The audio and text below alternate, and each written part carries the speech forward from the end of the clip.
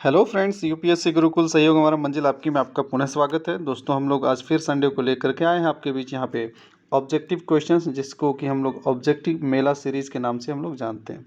इस ऑब्जेक्टिव मेला सीरीज में लगातार हम लोग संडे को ऑब्जेक्टिव क्वेश्चंस डिस्कस करते हैं, जो लगातार पिछले एक सप्ते में हमने वीडियोज़ में पढ़ा है, जो हमने डिस्कस किया है ऑलरेडी। उसी का ऑब्जेक्टिव फॉर्म में हम लोग यहाँ डिस्कशन संडे को लाते हैं और करते हैं, ताकि इससे रिवीजन भी होता जाए और चीज़ों को अच्छे से अपने माइंड में एडजस्ट करके आगे बढ़ा जाए। तो यहाँ पे ऑब्जेक्टिव क्वेश्चंस आज जो लेकर के आए हैं, जो पिछले सप्ते हम लोगों ने पढ़ा था, आंग्ल मैसूर युद्ध, आंग्ल मराठा युद्ध, प्लासी का युद्ध, बक्सर का युद्ध, इनसे संबंधित और महत्वपूर्ण इलाहाबाद की संधि से संबंधित तमाम यहाँ पे लगभग 60 क्वेश्चंस यहाँ पे हम लोगों ने लेकर के आपके बीच आया है। तो इसको आज हम लोग डिस्कस करेंगे। चलते हैं डायरेक्ट डिस्कशन में, देखते हैं क्या महत्वपूर्ण क्वेश्चंस हमारे बीच में हैं। आइए दोस्तों, चलते हैं। सबसे पहला क्वेश्चन यहाँ पे है, देख लीजिए कि निम्न में से किस युद्ध के समय विंसीटॉट बंगाल का गवर्नर था। तो विंसीटॉट के समय कौन सा युद्ध हुआ था?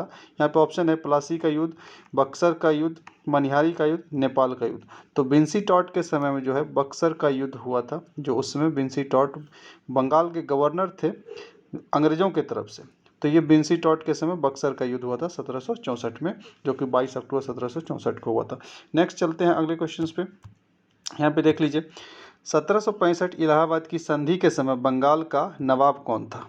तो 1765 इलाहाबाद की संधि के समय बंगाल का नवाब पूछ रहा है। तो यहाँ पे ऑप्शन है मीर कासिम, नजमुद्दौला, मीर जाफ़र, सैफुद्दौला।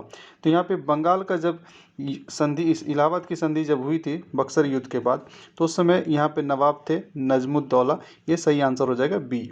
आगे चलते हैं नेक्स्ट क्वेश्चन पे। यहाँ पे देख लीजिए, बक्सर युद्ध जो 22 अक्टूबर 1764 को हुआ था, बक्सर युद्ध 22 अक्टूबर 1764 के समय बंगाल का नवाब कौन था। यहाँ पे ध्यान रखेंगे कि बक्सर के युद्ध के समय बंगाल का नवाब कौन था। तो यहाँ पे ऑप्शन में है मीर जाफ़र, मीर कासिम, नजमुद्दौला, सिराजुद्दौला। तो यहाँ पे ऑप्शन हो जाएगा सही मीर जाफ़र, क्योंकि मीर कासिम तो यहाँ पे भाग करके चले गए थे वहाँ यूपी में, जो कि शुजाउद्दौला के साथ यहाँ पे यूपी में यहाँ पे एकत्रित हुए थे। लेकिन उस समय मीर जाफ़र बंगाल का नवाब बन गया था। लेकिन बीच में मीर जाफ़र की जब मृत्यु हो जाती है, तो उसके बाद यहाँ पे नजमुद्दौला को नवाब बनाया जाता है बंगाल का, जो कि इलाहाबाद की संधि के समय ये नवाब थे। यहाँ पे ऑप्शन हो जाएगा मीर जाफ़र सही। आगे चलते हैं नेक्स्ट क्वेश्चन पे। यहाँ पे 12 अगस्त 1765 की इलाहाबाद की संधि के तहत फर्स्ट मुगल बादशाह कौन है, जो अंग्रेज़ों से पेंशन लेना स्वीकार किया। तो 12 अगस्त 1765 को इलाहाबाद की संधि हुई थी। उसमें एक अंग्रेज़ों से पेंशन लेना स्वीकार किया था। पहला वो मुग़ल बादशाह थे, उनका नाम पूछा है। तो यहाँ पे ऑप्शन है शाह आलम द्वितीय, आलमगीर द्वितीय, फर्रुखसियर, अकबर द्वितीय। तो ऑप्शन यहाँ पे सही हो जाएगा ए, शाह आलम द्वितीय सही आंसर। ये पहला मुग़ल बादशाह था जिन्होंने अंग्रेज़ों से पेंशन लेना स्वीकार किया था। आगे चलते हैं नेक्स्ट क्वेश्चन पे। इलाहाबाद की संधि 12 अगस्त 1765 के तहत किसने बंगाल, बिहार, उड़ीसा की दीवानी अंग्रेज़ों को सौंपी थी। तो बंगाल, बिहार और उड़ीसा की जो दीवानी सौंपी थी 12 अगस्त 1765 की इलाहाबाद की संधि के तहत, तो उसमें ऑप्शन यहाँ पे दिया हुआ है अली गौहर, शुजाउद्दौला, मीर कासिम, मीर जाफ़र। तो यहाँ पे मुग़ल बादशाह अली गौहर, जिसका नाम शाह आलम द्वितीय भी है, इसका शाह आलम द्वितीय का असली नाम अली गौहर है। तो ये अली गौहर जो है, ये यहाँ पे बंगाल, बिहार और उड़ीसा की दीवानी अंग्रेज़ों को सौंप दी गई थी इलाहाबाद की संधि के तहत। अगले क्वेश्चन पे चलते हैं दोस्तों।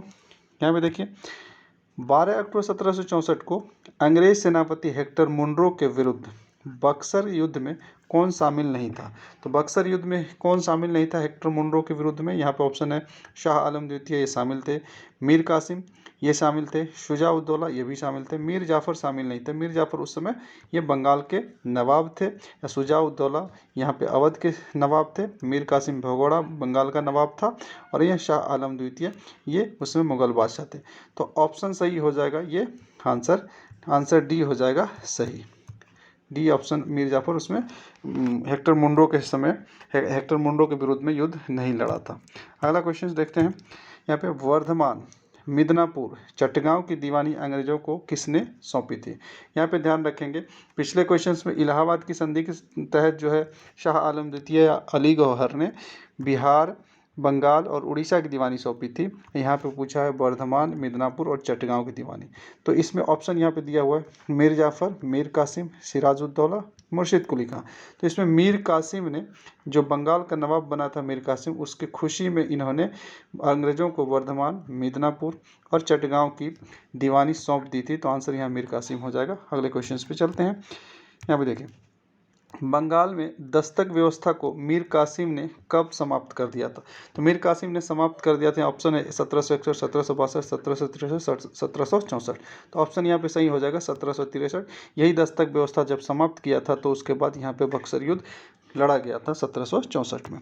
आगे चलते हैं। ये दस्तक व्यवस्था समाप्त करना ही तत्कालिक कारण माना जाता है मुख्य रूप से ये बक्सर के युद्ध का।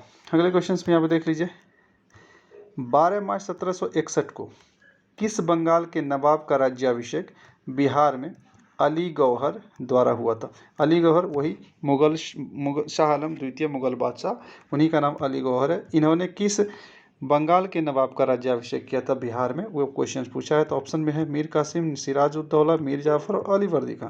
तो मीर कासिम का ही यहाँ पे ऑप्शन सही होता है। मीर कासिम का जो है राज्याभिषेक बिहार में हुआ था और वो 12 मार्च 1761 को राज्याभिषेक किसने किया था? मुगल बादशाह शाह आलम द्वितीय ने। और एक चीज़ ध्यान रखेंगे, शाह आलम द्वितीय का भी जो है राज्याभिषेक एक्चुअली में बिहार में ही हुआ था, वो अंग्रेज़ों के संरक्षण में। एक और है मुगल बादशाह जो फर्रुखसियर हैं, जो पहला मुगल बादशाह थे जिनका बिहार में राज्याभिषेक हुआ था। लेकिन अंग्रेज़ों के संरक्षण में पहला वो हो जाएंगे अली गौहर शाह आलम द्वितीय, जिनका राज्याभिषेक बिहार में हुआ था अंग्रेज़ों के संरक्षण में। अगले क्वेश्चन पे चलते हैं दोस्तों। 12 मार्च 1761 को किस बंगाल के नवाब का राज्याभिषेक? वही क्वेश्चन रिपीट हो गया यहाँ पे, तो मीर कासिम का। अगले क्वेश्चन पे यहाँ पे देख लेते हैं क्या है। 12 जून 1756 के ब्लैक होल की घटना से कौन जुड़े थे? तो ब्लैक होल की घटना जो है यहाँ पे बंगाल में हुआ था, कोलकाता में, इसे ध्यान में रखेंगे। तो ब्लैक होल की घटना से क्या हुआ था, उसमें वाटसन और ड्रैक है जो, ये दोनों भाग गए थे फुल्टा द्वीप पे, और हॉलवेल जो है यहाँ पे युद्ध लड़ा था ब्लैक होल की घटना में, जो कि 18x14 का रूम था, जिसमें लगभग 146 व्यक्ति को बंद करके यहाँ पे वो सिराजुद्दौला ने इन लोगों को मारा था। इसमें ड्रैक और वॉटसन संबंधित नहीं थे और यहाँ पे हॉलवेल संबंधित थे। किससे? ब्लैक होल की घटना जो हुआ था 20 जून 1756 को। आगे चलते हैं।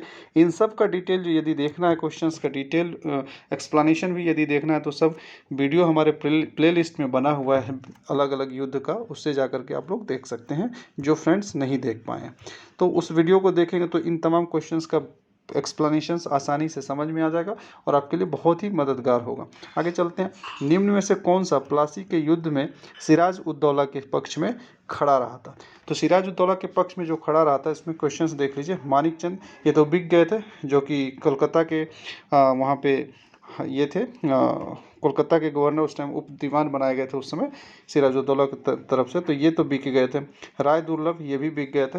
मीर मदन यहाँ पे जो है ऑप्शन सही हो जाएगा, ये मीर मदन इनके साथ खड़े रहे, और आमीन चंद भी ये बिक गए थे। तो ऑप्शन मीर मदन, और इसके साथ एक और व्यक्ति था मोहन सिंह। कौन थे? मोहन सिंह। मोहन सिंह भी ये सिराजुद्दौला के साथ खड़े रहे थे। तो ऑप्शन यहाँ पे मीर मदन हो जाएगा। अगला क्वेश्चन चलते हैं। यहाँ पे देखिए, प्लासी का युद्ध के बाद मीर जाफ़र बंगाल का नवाब कब बना? जो प्लासी का युद्ध जब खत्म हुआ, जो प्लासी का युद्ध हुआ था कब? ये हुआ था 23 जून 1757 को। इस युद्ध के बाद ये मीर जाफ़र यहाँ पे नवाब बनते हैं, वो भी नवाब बनते हैं। यहाँ पे ऑप्शन हो जाता है 30 जून 1757 को। ये आंसर सही हो जाएगा। आगे चलते हैं नेक्स्ट क्वेश्चन पे। क्या भी देख लीजिए, निम्न में से कौन सबसे बाद में हुआ था? यहाँ पे क्रम पूछा गया, सबसे बाद में कौन हुआ था।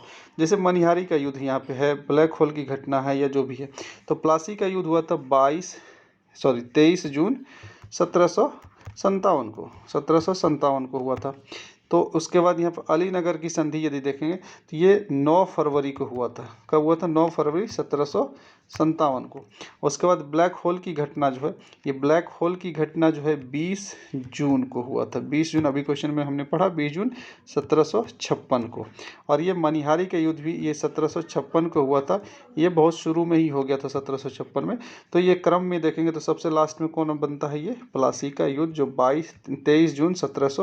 23 जून 1757 57 को हुआ था, ये अंतिम में हुआ था प्लासी का युद्ध। ऑप्शन यहाँ पे सही हो जाएगा प्लासी का युद्ध। आगे चलते हैं नेक्स्ट क्वेश्चन पे। किस युद्ध के विजय उपरांत सिराजुद्दौला बंगाल का नवाब बना था? तो किस युद्ध के बाद बंगाल का नवाब बना था सिराजुद्दौला? यहाँ पे ऑप्शन है प्लासी का युद्ध, नहीं, इसमें तो मीर जाफर बन गया था। बक्सर का युद्ध, नहीं, इसमें तो फिर बक्सर के युद्ध में तो नजमुद्दौला उसके बाद बना था। मनिहारी का युद्ध जीतने के बाद जो है, मनिहारी का युद्ध हुआ था, एक्चुअली उत्तराधिकार का युद्ध हुआ था, जिसमें घसीटी बेगम, मैमुना बेगम और इनकी एक छोटी बहन थी, तीनों के बीच, जिसमें सिराजुद्दौला विजयी हुआ था और मनिहारी के युद्ध में ये विजय होकर के बंगाल का नवाब बने थे। आगे चलते हैं नेक्स्ट क्वेश्चन पे।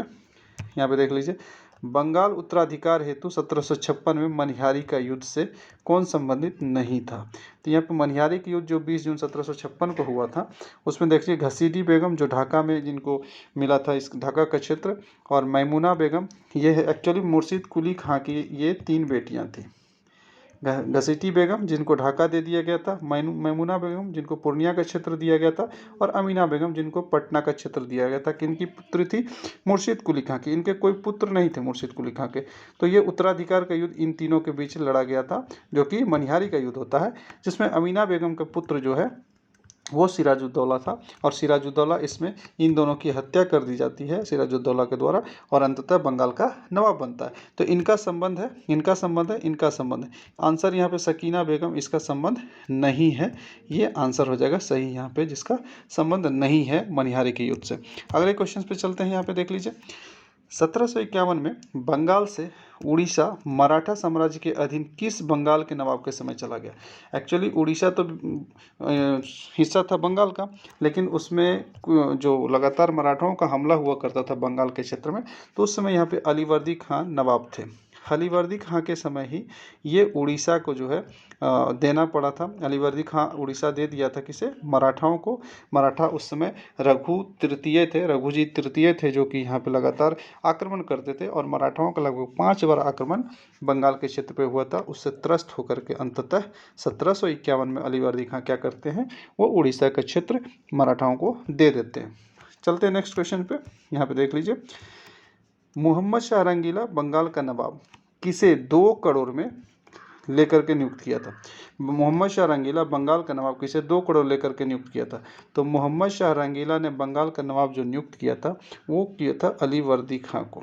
अलीवर्दी खां से 2 करोड़ रुपया लिया था और बंगाल का नवाब इसे नियुक्त किया था। आंसर हो जाएगा अलीवर्दी खां। यहाँ पे एक बार फिर पुनः बता दूं दोस्तों, जो भी मित्र इस वीडियो को देख रहे हैं और यदि इन क्वेश्चंस का डिटेल एक्सप्लेनेशन देखना चाहते हैं, तो वो हमारे प्लेलिस्ट में जाएंगे, जिसमें मॉडर्न हिस्ट्री का एक सेक्शन बना हुआ है। मॉडर्न हिस्ट्री वाले सेक्शन फोल्डर में जाएंगे, वहाँ पे तमाम जितने भी क्वेश्चंस हम लोग लगातार डिस्कस करते हैं, उनसे संबंधित तमाम वीडियोज़ वहाँ पे अवेलेबल है। कंटिन्यूसली उसको आप लोग देख लें, ताकि आपके वहाँ पे बेस बन जाए और यहाँ पे आपका रिवीजन होता चला जाए।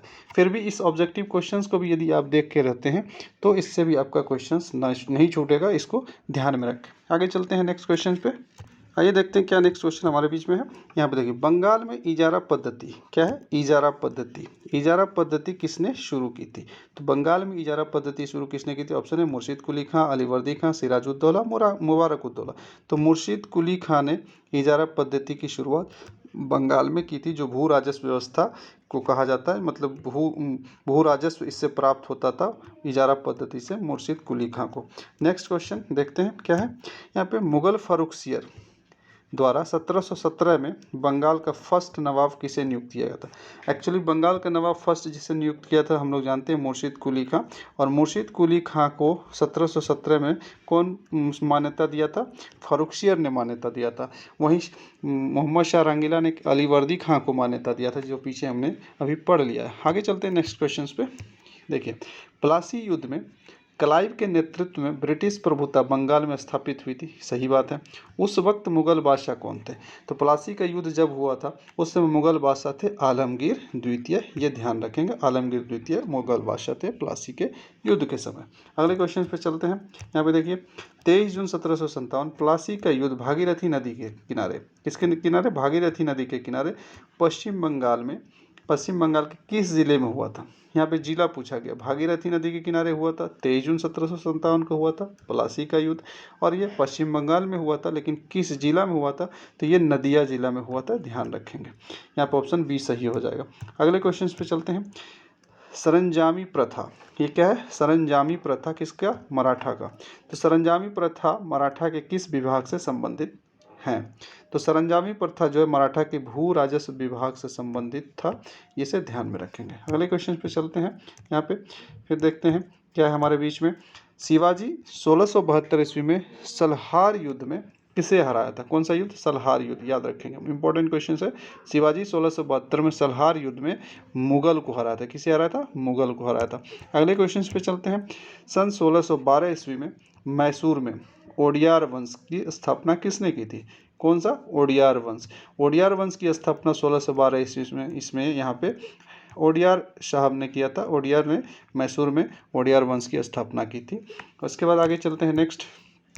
यहाँ पे देखिए किस साम्राज्य का पतन 1565 में तालीकोटा युद्ध से हुआ था? ये तालीकोटा युद्ध को ही राक्षस तंगड़ी का युद्ध भी कहते हैं, और 1565 में ये तालीकोटा युद्ध से किस साम्राज्य का पतन हुआ था? क्वेश्चन यहाँ पे पूछा गया, जैसे कि मैसूर साम्राज्य, विजयनगर साम्राज्य, कर्नाटक साम्राज्य, त्रावणकोर साम्राज्य। नहीं, इसमें ऑप्शन हो जाएगा विजयनगर साम्राज्य, क्योंकि विजयनगर का साम्राज्य का जब पतन हुआ तो इसमें मुख्य रूप से मैसूर, कर्नाटक और उसके बाद हैदराबाद, मैसूर, कर्नाटक और हैदराबाद, ये तीन बड़े राज्य इस दक्षिण भारत में बन करके आए थे। और उसके इसी के उत्तर में, इधर ऊपर में, यहाँ पे 5 मुस्लिम साम्राज्य हुआ करते थे, जिनके बीच बाद में संघर्ष होता है। तो यहाँ पे आगे बढ़ते हैं, फिर हम लोग चलते हैं,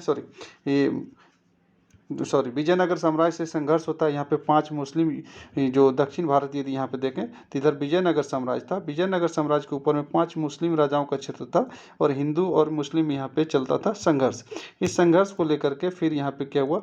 तालीकोटा का युद्ध 1565 में हुआ, जिसमें कि ये तालीकोटा के युद्ध में विजयनगर साम्राज्य हो जाता है खत्म, और यहाँ पे निकल करके आते हैं नए साम्राज्य, मैसूर, कर्नाटक और हैदराबाद, 3 बड़े साम्राज्य की स्थापना होती है ये तालीकोटा या राक्षस तंगड़ी के युद्ध से। आगे चलते हैं नेक्स्ट क्वेश्चन पे। यहाँ पे देखिए सन 1766 में कौन मैसूर राज्य का प्रथम सुल्तान बना था? तो मैसूर राज्य का प्रथम सुल्तान की यदि बात करें तो प्रथम सुल्तान जो है वह बना था हैदर अली। हैदर अली ये पहले व्यक्ति थे जो मैसूर राज्य का प्रथम सुल्तान की उपाधि धारण की थी 1766 में, याद रखेंगे। अगले क्वेश्चन पे चलते हैं। यहाँ पे देख लीजिए हमारे बीच में क्या है। हैदर अली मैसूर का शासक बनने से पूर्व कहाँ का फौजदार था? तो हैदर अली जो है पहले शासक बनने से पूर्व जो है वह टिंडीगुल का फौजदार था, जो कि फ्रांस के सहयोग से यहाँ पे एक कारखाना भी स्थापित किया था, आधुनिक हथियार का कारखाना स्थापित किया था टिंडीगुल में फ्रांस के सहयोग से। आगे चलते हैं क्वेश्चन पे, हम लोग देखते हैं क्या है हमारे बीच में। यहाँ पे देख लीजिए आंग्ल मैसूर युद्ध के दौरान मैसूर की राजधानी कौन थी? तो मैसूर की राजधानी हमेशा आंग्ल मैसूर युद्ध के दौरान श्रीरंगपट्टनम मैसूर की राजधानी हुआ करती थी। नेक्स्ट क्वेश्चन पे चलते हैं। यहाँ पे निम्न में से कौन मिलान गलत है? संदर्भ है आंग्ल मैसूर युद्ध। आंग्ल मैसूर युद्ध के संदर्भ में कौन सा गलत है? यहाँ पे ध्यान से याद रखेंगे, जितने भी क्वेश्चंस आपके बीच में मैं लाया हूँ इन टॉपिक से आपके क्वेश्चंस नहीं छूटने वाले हैं। कॉन्सेप्ट यदि समझना है तो आप वीडियो जाकर देखें प्लेलिस्ट में, मॉडर्न हिस्ट्री के सेक्शन में, और सिर्फ ऑब्जेक्टिव देखना चाहते हैं तो भी आप यहाँ से संतुष्ट होकर जाएँ कि क्वेश्चन आपके नहीं छूटेंगे इन टॉपिक पे। 95% गारंटी है कि यहाँ से क्वेश्चन आपके किसी भी एग्जाम में नहीं छूटेंगे, जो one objective type exam question जहाँ पर पूछे जाते हैं। आगे चलते हैं, यहाँ पे देखते हैं क्या क्वेश्चन पूछा है। ये संदर्भ किसका? आंग्ल मैसूर युद्ध के संदर्भ में पूछा है। कौन मिलान गलत है? गलत मिलान को खोजना है। देखते हैं गलत मिलान। यहाँ पे यदि देखें तो सबसे पहले देखें फर्स्ट आंग्ल मैसूर युद्ध जो हुआ था वो 1767 से 69 के बीच में हुआ था, और यहाँ पे उस समय जो गवर्नर थे वेरेलस्ट थे, ये सही है। सेकेंड युद्ध जो हुआ था आंग्ल मैसूर युद्ध का 1780 से 84 के बीच में हुआ था, और वारेन हेस्टिंग जो है यहाँ पे उस समय यहाँ पे गवर्नर थे। थर्ड आंग्ल मैसूर युद्ध की बात करें तो 1790 से 92 के बीच में हुआ था, और कॉर्नवालिस ये गवर्नर थे, सही है। फोर्थ आंग्ल मैसूर युद्ध 1799 में, और वेलेजली यहाँ पे गवर्नर थे, ये भी सही है। इसको याद करने के लिए आप एक चीज़ ध्यान रखिएगा कि फर्स्ट और फोर्थ में यदि देखेंगे तो यहाँ पे वेरेलस्ट है और वेलेजली है, तो वेरेलस्ट वॉसे वेलेजली, इसको ध्यान रखेंगे फर्स्ट और लास्ट में। और बीच में है हेस्टिंग, वारेन हेस्टिंग और कॉर्नवालिस, बीच में है वारेन हेस्टिंग और कॉर्नवालिस। तो फर्स्ट एंड फोर्थ याद रहेगा, फर्स्ट में वेरेलस्ट और लास्ट में वेलेजली। तो ये ध्यान रखेंगे, वेरेलस्ट और वेलेजली, बीच में वॉरेन हेस्टिंग और कॉर्नवालिस। तो ये आपको ध्यान में रहेगा। अगले क्वेश्चन पे चलते हैं हम लोग। यहाँ पे देख लेते हैं क्या है हमारे बीच में। यहाँ पे क्वेश्चन है हमारे पास, निम्न में गलत की पहचान कर। पुनः गलत की पहचान के लिए यहाँ पे पूछा गया। तो यहाँ पे देख लेते हैं क्या है, गलत की पहचान हम लोग कर पाते हैं कि नहीं। पहला है यहाँ पे देखिए, मद्रास की संधि जो कि 4 अप्रैल 1769 को हुई थी और इसी मद्रास की संधि से प्रथम आंग्ल मैसूर युद्ध खत्म हुआ था। मैंगलोर की संधि जो 1784 में हुई थी, इस मैंगलोर की संधि से आंग्ल मैसूर युद्ध द्वितीय खत्म हुआ था, ये फर्स्ट खत्म हुआ था इससे। उसके बाद श्रीरंगपट्टनम की जो संधि है मार्च 1792 में हुआ था, इससे थर्ड आंग्ल मैसूर युद्ध खत्म हुआ था, ये भी सही है। तो यहाँ पे इनमें से कोई नहीं गलत, क्या है, गलत नहीं है, इनमें से कोई नहीं गलत है, ये आंसर हो जाएगा आपका डी सही। और फोर्थ आंग्ल मैसूर युद्ध तो है वो तो टीपू सुल्तान की मृत्यु से खत्म हो जाती है, जिसमें बाद में सहायक संधि की जाती है वेलेस्ली के द्वारा। आगे चलते हैं अगले क्वेश्चन पे। हम लोग यहाँ पे देखते हैं क्या हमारे बीच में, आइए देखते हैं हमारे बीच अगला क्वेश्चन क्या है दोस्तों। यहाँ पे देख लीजिए, सबसे महत्वपूर्ण क्या है, 1 जुलाई 1781 को पोर्टोनोवा का युद्ध आयरकुट और हैदर अली के बीच लड़ा गया था। इसका संबंध है, किससे संबंध है ये खोजना है। 1 जुलाई 1781 को पोर्टोनोवा का युद्ध लड़ा गया था आयरकुट और हैदर अली के बीच में।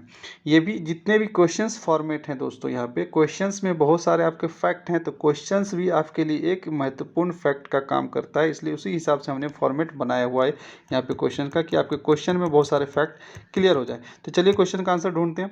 1 जुलाई 1781 पोर्टोनोवा के युद्ध में आयरकुट और हैदर अली के बीच लड़ा गया था। इसका संबंध जो है, पोर्टोनोवा के युद्ध का संबंध यहाँ पे सेकेंड आंग्ल मैसूर युद्ध से है, क्योंकि ये सेकेंड आंग्ल मैसूर युद्ध जो है यहाँ पे जो लड़ा गया था, उसी में जो है ये सेकेंड आंग्ल मैसूर युद्ध में यहाँ पे हैदर अली की हार हो जाती है पोर्टोनोवा के युद्ध में, जिसके कारण इसे सदमा लगता है हैदर अली को, और ये हैदर अली का सदमा लगने के कारण मृत्यु हो जाती है। तो यह पोर्टोनोवा का युद्ध जो है आंग्ल मैसूर युद्ध के द्वितीय युद्ध से संबंधित है। आगे चलते हैं हम लोग, इस पर देखते हैं द्वितीय युद्ध कब हुआ था आंग्ल मैसूर युद्ध। द्वितीय युद्ध जो हुआ था 1780 से लेकर के 84 के बीच में हुआ था, ये भी ध्यान रखेंगे। अगला क्वेश्चन हम लोग देखते हैं क्या है हमारे बीच। 1784 मंगलोर की संधि टीपू सुल्तान और किन के बीच हुई थी। मैंगलोर की संधि और टीपू सुल्तान और किन के बीच में हुई थी, तो ये हुई थी मैकाटर्नी के बीच में। किसके साथ, टीपू सुल्तान और मैकाटर्नी के बीच। ये मैकाटर्नी उस समय मद्रास के गवर्नर हुआ करते थे अंग्रेजों की तरफ से। तो यह संधि टीपू सुल्तान और मैकाटर्नी के बीच में हुआ था, इसे ध्यान रखेंगे। अगले क्वेश्चन पे चलते हैं। यहाँ पे टीपू सुल्तान अपना आधा साम्राज्य थर्ड मैसूर युद्ध के बाद किस संधि से खो दिया था। एक्चुअली तीसरा जो आंग्ल मैसूर युद्ध हुआ था 1790 से 92 के बीच में, कब हुआ था, 1790 के 92 के बीच में। इसमें क्या किया था, आंग्ल मैसूर युद्ध तृतीय में टीपू सुल्तान अपना आधा साम्राज्य खो दिया था, और उसके बाद एक संधि हुई थी। आधा साम्राज्य कब खोया था, उस एक संधि हुई थी, उस संधि के तहत। तो तीसरा युद्ध का संधि कौन सा है, हम लोग जानते हैं, श्रीरंगपट्टनम की संधि, जो 1792 में होता है। और श्रीरंगपट्टनम की संधि से ही ये टीपू सुल्तान तृतीय आंग्ल मैसूर युद्ध में अपना आधा साम्राज्य खो देता है, अंग्रेजों को देना पड़ता है। अगला क्वेश्चन चलते हैं, हम लोग देखते हैं यहाँ पे। फोर्थ आंग्ल मैसूर युद्ध 1799 टीपू सुल्तान की मृत्यु कब हुई थी। 1799 में टीपू सुल्तान की मृत्यु हुई थी फोर्थ आंग्ल मैसूर युद्ध में, लेकिन कब हुई थी, तो आंसर हो जाएगा यहाँ पे 4 मई 1799 में इसकी मृत्यु हो गई थी। अगला चलते हैं यहाँ पे, हम लोग देखते हैं नेक्स्ट क्वेश्चन पे क्या है हमारे बीच में। ये देखिए, मैसूर साम्राज्य का पूर्णतः विलय ब्रिटिश भारत में वेलेजली द्वारा सहायक संधि से कब हुआ था। तो वेलेजली द्वारा सहायक संधि लाई गई थी, जिसमें कि हैदराबाद 1798 में सबसे पहले हैदराबाद ने ही सहायक संधि को एक्सेप्ट किया था, और सहायक संधि के तहत हैदराबाद ब्रिटिश में शामिल हो गया था। और ये ब्रिटिश में शामिल जब हुआ था, तो वेलेजली के द्वारा जो इस संधि लाया गया था, तो उसमें मैसूर कब शामिल हुआ था, ये क्वेश्चन पूछा गया है।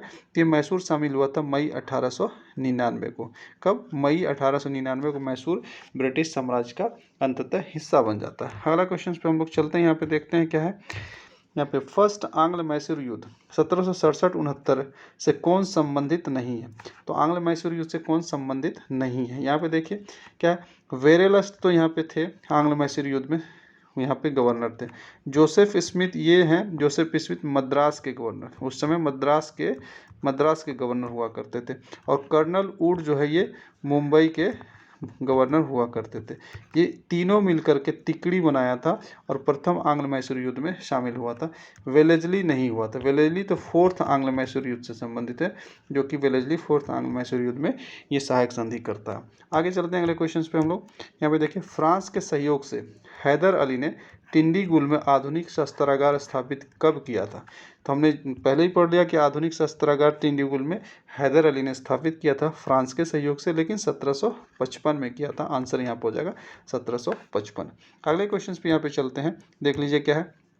निम्न भारतीय शासकों में से कौन विदेशों में आधुनिक पद्धति से दूतावास स्थापित किया था?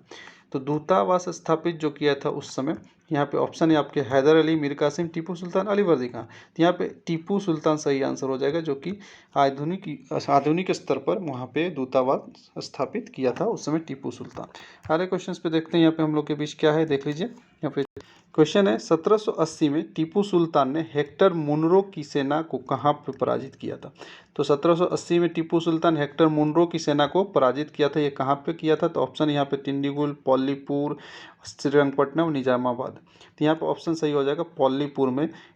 ये हैदर अली ये टीपू सुल्तान ने हेक्टर मुनरो की सेना को पराजित किया था। कहाँ पे?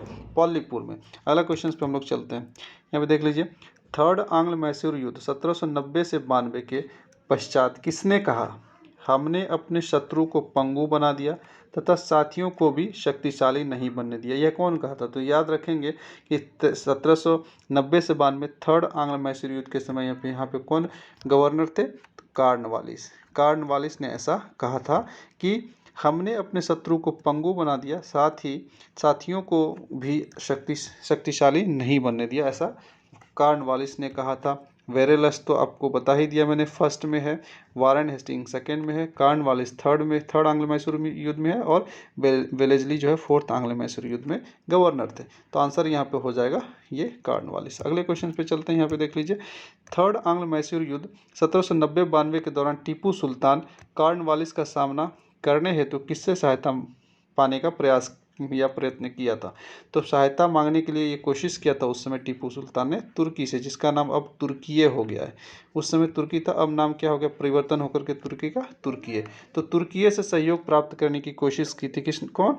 टीपू सुल्तान ने थर्ड आंग्ल मैसूर युद्ध के समय में। अगले क्वेश्चन पे हम लोग चलते हैं। यहाँ पे देख लीजिए क्या है। यहाँ पे शिवाजी महाराज का जन्म कब हुआ था? 1630 ईस्वी में शिवनेरी दुर्ग में। तथा इनका राज्याभिषेक रायगढ़ किला में कब हुआ था? तो यहाँ पे दो क्वेश्चन आपके बन जाएंगे। एक तो है जन्म शिवनेरी दुर्ग में हुआ था 1630 में शिवनेरी दुर्ग में, और राज्याभिषेक रायगढ़ किला में। कहाँ? राज्याभिषेक रायगढ़ किला में कब हुआ था? तो ये क्वेश्चन का आंसर हो जाएगा 1672 में। राज्याभिषेक 1674 में राज्याभिषेक हुआ था। किसका? रायगढ़ के किला में शिवाजी महाराज का जन्म हुआ था शिवनेरी दुर्ग में। क्वेश्चन सारे पूछे जाते हैं, वही क्वेश्चन आपके बीच में मैं लाया हूँ। आगे चलते हैं अगले क्वेश्चन पे। यहाँ पे देख लीजिए क्या है। मराठा साम्राज्य के संस्थापक शिवाजी महाराज के आध्यात्मिक गुरु कौन थे? आध्यात्मिक गुरु का नाम पूछा है। तो आध्यात्मिक गुरु अध्यात्म से कौन जुड़े थे? इसमें ऑप्शन में देखेंगे तो रामदास, जैसे राम भगवान है अध्यात्म से जुड़े थे, इसलिए आध्यात्मिक गुरु को ध्यान रखना है। कौन? रामदास। आध्यात्मिक से जोड़ लेंगे, क्या ट्रिक लगाएंगे? रामदास, ताकि आपको कन्फ्यूजन ना हो, क्योंकि इसके राजनीतिक गुरु भी पूछे जाते हैं। तो राजनीतिक गुरु जो हैं ये कौन है? दादाजी कांडदेव राजनीतिक गुरु ये हैं। तो इसलिए राजनीति कौन करते थे? ध्यान रखेंगे, ट्रिक लगाएंगे, दादाजी लोग राजनीति करते थे। तो ये राजनीति में हो जाएंगे दादाजी कौन थे, और आध्यात्मिक हो जाएंगे रामदास। कैसे? राम भगवान आध्यात्म से जुड़े थे, इसलिए रामदास। ऑप्शन यहाँ पे आपका हो जाएगा बी सही, रामदास। चलते हैं अगले क्वेश्चन पे, ठीक है। यहाँ पे चलते हैं, क्या है क्वेश्चन। मराठा साम्राज्य के मराठा साम्राज्य के अंतिम पेशवा बाजीराव द्वितीय का पेशवा क्रम संख्या क्या था? मराठा साम्राज्य के अंतिम पेशवा बाजीराव द्वितीय का पेशवा जो कितने नंबर के पेशवा थे, ये क्वेश्चन पूछा गया। तो उस समय 13 नंबर के पेशवा थे। तो मराठा साम्राज्य में कुल 13 पेशवा बने थे। ये अंतिम पेशवा थे बाजीराव द्वितीय, जिन्हें पेंशन पर भेज दिया था अंग्रेजों ने कानपुर के बिठूर में नाना साहब के साथ। चलते हैं आगे। यहाँ पे मराठा साम्राज्य के संस्थापक शिवाजी महाराज के राजनीतिक गुरु कौन थे? यहाँ पे देख लीजिए, राजनीतिक गुरु क्वेश्चन आ गया। राजनीतिक गुरु, तो राजनीति कौन करते थे? याद रखेंगे ट्रिक बना करके माइंड में, दादाजी लोग राजनीति करते थे। तो ये आपके ऑप्शन हो जाएंगे, दादाजी कोंडदेव राजनीतिक गुरु, और रामदास हो गए आध्यात्मिक गुरु। अगले क्वेश्चन पे चलते हैं हम लोग। यहाँ पे मराठा परिसंघ के संदर्भ में कौन मिलान गलत है? मराठा परिसंघ क्या है, मैंने क्वेश्चंस इसका डिस्कशन काफ़ी डिटेल में मैंने किया है आंग्ल मराठा युद्ध में, आप जाकर के उसको देख सकते हैं। यहाँ पे क्या है कि मराठा परिसंघ बनाया गया था, मतलब मराठा जब बड़ा क्षेत्र हो गया था तो उसको 4 भागों में बांट दिया था। इन 4 भागों में एक में कर दिया था इंदौर में होलकर को, और वहाँ पर नागपुर में भोसले को, ग्वालियर में कर दिया था सिंधिया को, बड़ौदा में कर दिया था गायकवाड़ को। तो ये ऑप्शन सही है, मिलान सही है। इंदौर में कौन थे? होलकर, ये सही है। नागपुर में कौन थे? भोसले। ग्वालियर में कौन थे? सिंधिया। बड़ौदा में कौन थे? गायकवाड़। इन चारों को अपना अपना क्षेत्र डिवाइड करके मराठा परिसंघ बनाया गया था। और इसमें आंसर यहाँ पे सही हो जाएगा, इनमें से कोई नहीं, कोई नहीं इसमें गलत, कोई नहीं है, सब सही है। अगले क्वेश्चन पे चलते हैं। यहाँ पे देखिए क्या है हमारे बीच में, औरंगजेब ने 1666 में मराठा के शिवाजी को कहाँ कैद किया था? शिवाजी को कैद करके कहाँ रखा था? तो आंसर यहाँ पे ध्यान रखें, ऑप्शन है मथुरा किला, आगरा किला, रायगढ़ किला, शिवनेरी किला। नहीं, सीधा आंसर हो जाएगा आगरा किला में इन्हें कैद करके रखा था, इनके पुत्र के साथ। शिवाजी महाराज को उनके पुत्र के साथ आगरा किला में कैद किया था। यहाँ रायगढ़ किला में तो इनका राज्याभिषेक हुआ था 1674 में। कब हुआ था? 1674 में राज्याभिषेक हुआ था। शिवनेरी दुर्ग में इनका जन्म हुआ था 1630 में, ध्यान रखेंगे। अगले क्वेश्चन पे हम लोग चलते हैं। और आगरा किला में इन्हें कब कैद किया था? 1666 में ही कैद कर लिया था, याद रखेंगे। आगे चलते हैं। यहाँ पे देखिए, प्रथम आंग्ल मराठा युद्ध 1775-82 किस संधि से समाप्त हुआ था? 1775-82 में आंग्ल मराठा युद्ध प्रथम हुआ था। और यहाँ पे आपको ऑप्शन दिया हुआ है, क्या है? पुरंदर की संधि, बड़गांव की संधि, सलवाई की संधि, देवगांव की संधि। तो यहाँ पे देखिए, युद्ध तो खत्म हुआ था सलवाई की संधि से। जो सलवाई की संधि हुई थी, वो सलवाई की संधि से ये प्रथम आंग्ल मराठा युद्ध खत्म हुआ था। लेकिन इस प्रथम आंग्ल मराठा युद्ध में ही पुरंदर का भी संधि हुआ था, जो कि अरसा युद्ध के बाद पुरंदर की संधि होती है। और बड़गांव का भी युद्ध हुआ था, बड़गांव की भी संधि हुई थी, जो कि तेलगांव युद्ध के बाद हुआ था। तो पुरंदर संधि, अरसा युद्ध, ठीक है। उसके बाद ये बड़गांव की संधि कब हुई थी? ये हुई थी बड़गांव की संधि तेलगांव के युद्ध के बाद। तेलगांव के युद्ध के बाद ये तीनों, मतलब पुरंदर की संधि, बड़गांव की संधि, सलवाई की संधि, तीनों प्रथम आंग्ल मराठा युद्ध से संबंधित है, लेकिन खत्म हुआ था। यहाँ पे आंसर सही हो जाएगा आपका ऑप्शन सी में क्या है? सलवाई की संधि से ये खत्म हुआ था। अगले क्वेश्चन पे चलते हैं, देख लीजिए। निम्न में कौन संधि फर्स्ट आंग्ल मराठा से संबंधित नहीं है? तो यहाँ पे अभी पहले ही मैंने बता दिया कि पुरंदर की संधि संबंधित है, क्योंकि अरसा युद्ध के बाद पुरंदर की संधि हुई थी। बड़गांव की संधि संबंधित है, क्योंकि ये बड़गांव की संधि हुई थी तेलगांव युद्ध के बाद। और सलवाई की संधि से प्रथम आंग्ल मराठा युद्ध खत्म हुआ था। तो ये तीनों संबंधित है, लेकिन सुरजी अर्जन की जो संधि है, ये एक्चुअली द्वितीय आंग्ल मराठा युद्ध से संबंधित है। तो यहाँ पे ऑप्शन आंसर हो जाएगा कौन सा? सुरजी अर्जन की संधि, ये द्वितीय में होता है, ठीक है, द्वितीय आंग्ल मराठा युद्ध में होता है।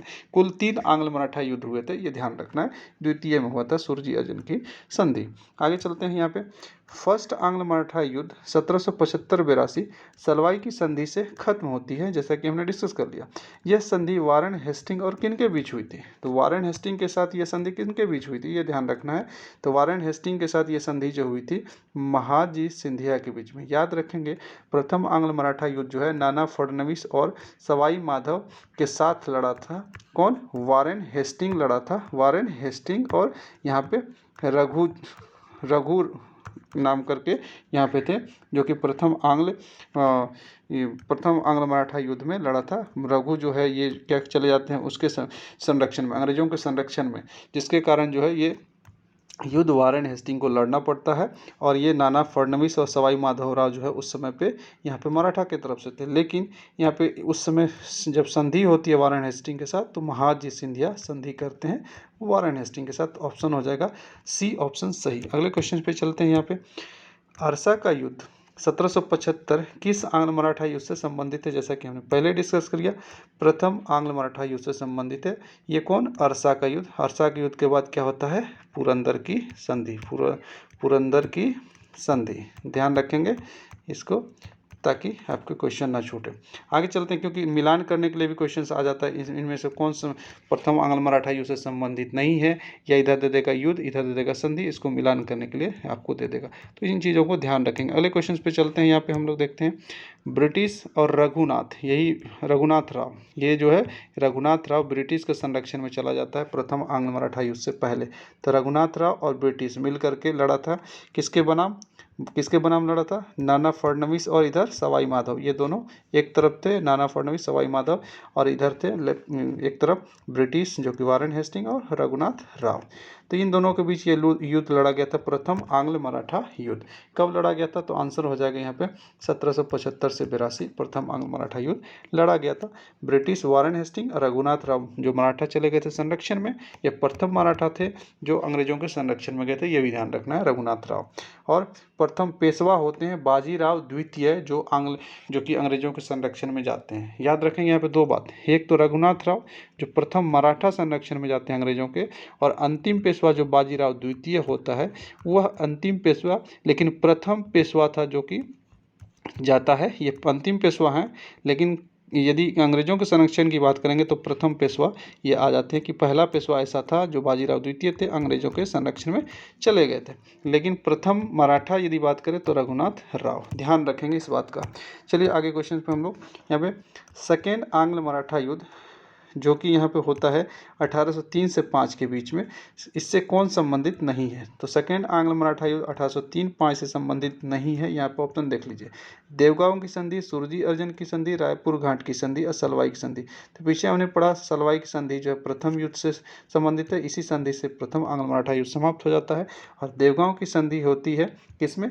द्वितीय आंग्ल मराठा युद्ध में। सुरजी अर्जन की भी संधि होती है द्वितीय आंग्ल मराठा युद्ध में, और रायपुर घाट की संधि से द्वितीय आंग्ल मराठा युद्ध समाप्त हो जाता है, ये भी ध्यान रखेंगे। तो यहाँ पर ऑप्शन यहाँ सही हो जाएगा, कौन संबंधित नहीं है? तो सलवाई की संधि। यहाँ पे ये भी याद रखेंगे कि ये जो देवगांव की संधि हुई थी, देवगांव की संधि में भोसले ने संधि कर लिया था किससे?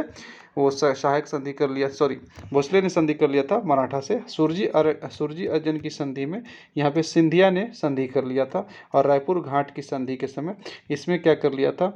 रायपुर घाट में होलकर और गायकवाड़ ये दोनों संधि कर लिया था। तो अंततः ये देवगांव की संधि से भोसले शामिल हो जाते हैं, अंग्रेजों के पक्ष में चले जाते हैं। सुरजी अर्जन की संधि से सिंधिया चले जाते हैं, और रायपुर घाट से गायकवाड़ और होलकर। तो यहाँ पे इन चीज़ों को भी ध्यान रखेंगे। यहाँ पर आपका आंसर हो जाएगा, फिलहाल यहाँ पे जो संबंधित नहीं है वो आंसर हो जाएगा आपका सलवाई की संधि। इस बात को ध्यान रखेंगे, ऑप्शन डी सही हो जाएगा।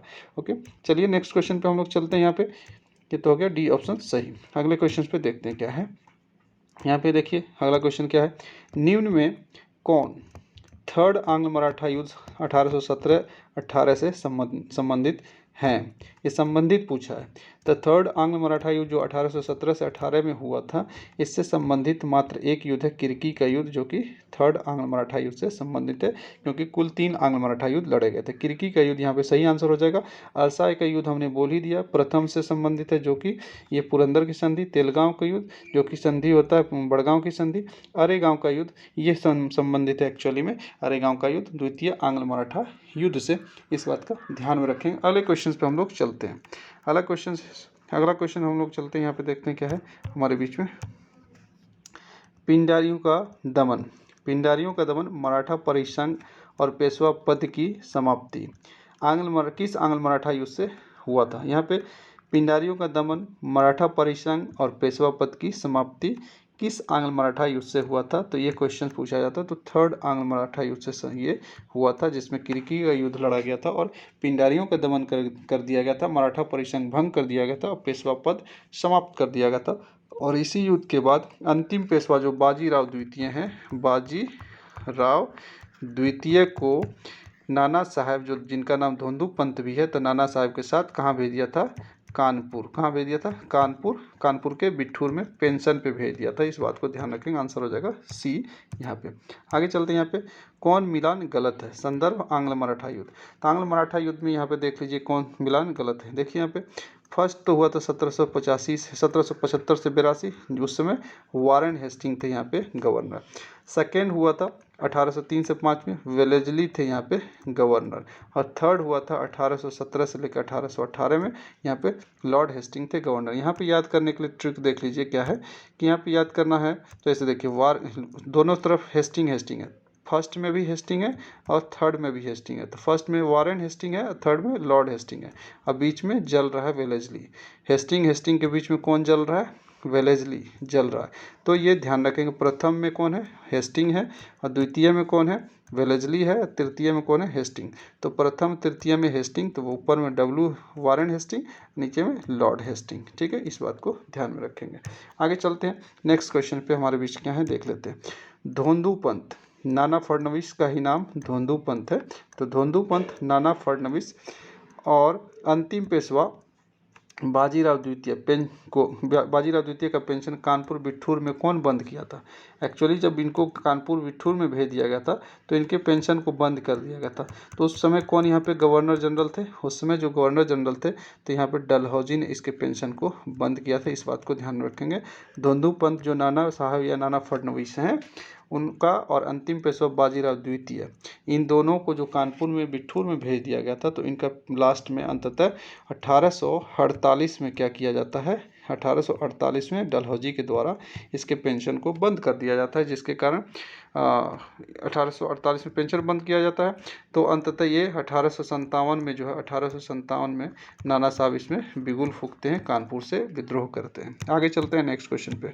अब यहाँ पे आज के लिए बस इतना ही क्वेश्चन था, और इसमें आप जितने भी क्वेश्चन आपके बीच यहाँ पे लाए गए थे बहुत ही महत्वपूर्ण हो जाते हैं, और उन तमाम क्वेश्चन को ही लाया जाता है जो हम लगातार वीडियो में हम लोग डिस्कस करते रहते हैं। तो उसका रिवीजन भी हो जाता है और आपके पास ऑब्जेक्टिव फॉर्मेट में सारे कॉन्सेप्ट भी आ जाते हैं।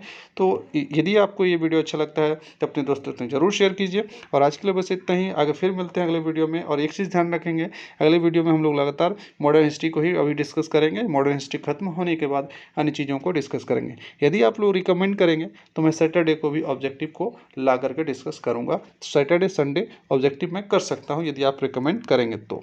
चलिए, बहुत बहुत धन्यवाद। आज के लिए बस इतना ही। जय हिंद, जय भारत, वंदे मातरम।